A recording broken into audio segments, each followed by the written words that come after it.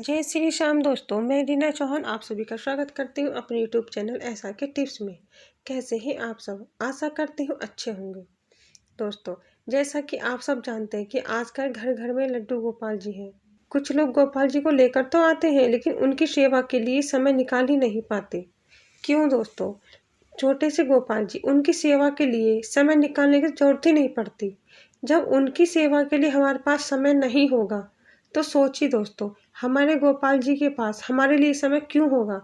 तब हम परेशान होते हैं, दुखी होते हैं, तो ईश्वर को, भगवान को याद करते हैं, मन्नतें मांगते हैं, दुआ करते हैं, कहाँ-कहाँ जाते हैं, मंदिरों में जाते हैं। लेकिन तब हमारे पास समय कहाँ से आता है? लेकिन उनकी सेवा के लिए 10-5 मिनट हम नहीं निकाल पाते। क्या लाते हैं, थोड़े दिन पूजा कर सेवा करते हैं और फिर मंदिर में बिठा के आते हैं। एक बार सोच कर देखो दोस्तों, जब हम उनकी सेवा नहीं कर पाते, नहीं समय निकाल पाते, तो मंदिर में कौन उनकी सेवा करेगा? कौन उनके लिए भोग लगाएगा? कौन उन्हें नहलाएगा? कौन उनके लिए टाइम निकालेगा? ऐसा नहीं करना चाहिए। मेरी तो सोच में ये गलत है। खैर कोई बात नहीं। मैं आपको अपनी बात बताती हूँ कि मैं अपने गोपाल जी को कब लाई, कैसे लाई, क्यों लाई। ठीक है दोस्तों, सुनिए। एक बार मैं भागवत सुनने गई। वहाँ मैंने देखा कि गोपाल जी बैठे हुए हैं। देखे तो मैंने पहले भी थे, सुना भी था कि गोपाल जी होते हैं, लेकिन इतने करीब से मैंने पहली बार देखा।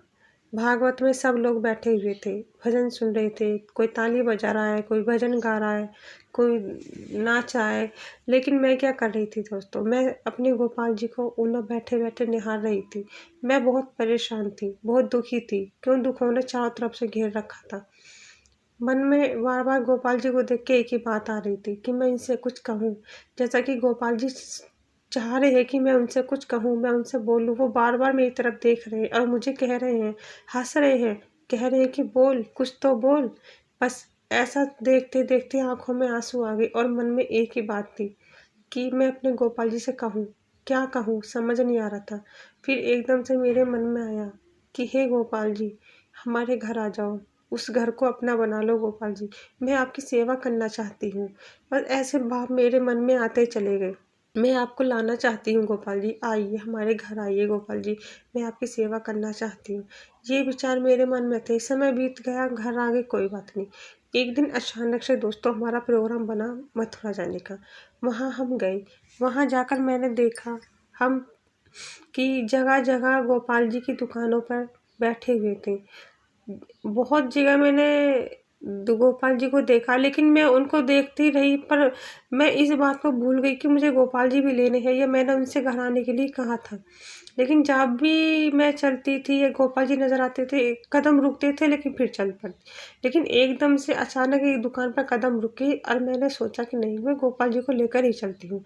ऐसा लगा कि गोपाल जी मेरे साथ चलने के लिए तैयार हैं, बार-बार मुझे रोकते हैं। खैर कोई बात नहीं, हमने गोपाल जी को लिया। छोटे से ही थे, लेकिन जैसे ही मैंने उन्हें अपने हाथों में लिया, उन्हें हाथों में लेते ही मेरे आँखों से आँसू आए। और दोस्तों, आप यकीन नहीं करोगे, कैसे भाव मन में आते हैं। ऐसा लगा कि जैसे कि मुझे क्या मिल गया। मैंने अपने गोपाल जी को लिया और अपने बैग में वैसे ही रखे और बैग को इस तरह से पकड़ के चलती रही जैसे कि उन्हें कुछ चोट ना लग जाए, वो बैग में दब ना जाए, या उन्हें साँस आ रहा है, नहीं आ रहा है। इस तरह से मैं अपने बैग को पकड़ के चलती रही और जय श्री राम, राधे राधे, हरे कृष्णा करते-करते हम चलते गए परिक्रमा करने। पैरों में दर्द था, बहुत थकान हुई थी। चलते गए, लेकिन मुझे इस थकान का इधर का कोई एहसास नहीं था। एहसास था तो सिर्फ़ इस बात का, कहीं मेरे गोपाल जी बैग में परेशान तो नहीं है, वो कहीं उनका साँस तो नहीं रुक रहा है, कहीं वो परेशान तो नहीं हो रहे हैं। बस मन में यही था कि जल्दी-जल्दी हम घर पहुँचे और मैं अपने गोपाल जी को बिठाऊँ पूजा पर, चौकी पर लगा के इनकी पूजा सेवा करूँ। लेकिन इनकी सेवा कैसे करते हैं ये भी मुझे नहीं मालूम था दोस्तों। हम घर गए, घर जाकर मैंने इन्हें चौकी पर बिठा दिया। चौकी पर ही जैसे मैंने इन्हें बिठाया, पूजा करी। मैं रोज़ जैसे घर की नॉर्मल हम पूजा करते हैं वैसे ही हम करते थे। मुझे नहीं पता था इनकी सेवा कैसे करते हैं, कैसे खिलाते हैं, नहलाते हैं, कपड़े का कैसे, कुछ भी नहीं पता था। एक दिन मेरी फ्रेंड आई, उसने मुझसे कहा कि बहन, सर्दी का समय था, उसने मुझसे कहा कि बहन तेरे गोपाल जी कैसे बैठे हैं, इनको गर्म कपड़े भी नहीं पहना रखे, इन्हें ठंड लग रही होगी। फिर मैंने उससे पूछा कि बहन ऐसा भी होता है क्या? उसने कहा कि हाँ बहन, ऐसा होता है, इनकी सेवा होती है, इनके गर्म कपड़े होते हैं, मौसम के अनुसार इन्हें नहलाया जाता है, ठंडे में गर्म पानी और गर्मियों में ठंडे पानी से नहलाया जाता है।